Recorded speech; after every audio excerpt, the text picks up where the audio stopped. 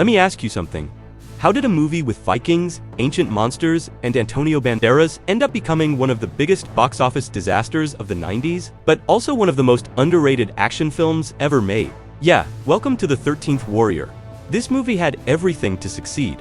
A story based on Michael Crichton's novel Eaters of the Dead, a huge budget, a massive cast, and one of the most atmospheric settings ever put on screen. Dark forests, fiery raids, mystery, mythology, and pure primal fear. Antonio Banderas plays Ahmed ibn Fadlan, a cultured poet who suddenly gets dragged into Viking chaos. And if you've seen the movie, you know.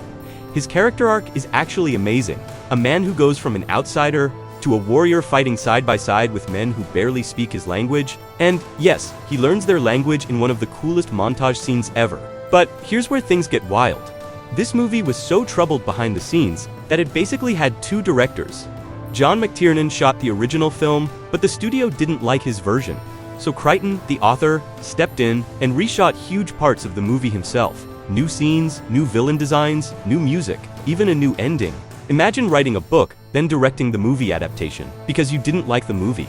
And despite all the chaos, the film has some of the most intense atmosphere of any Viking movie ever made. Those Wendell warriors, terrifying. The funeral scene, iconic. And that final battle, yeah, it still holds up today. So here's my question to you.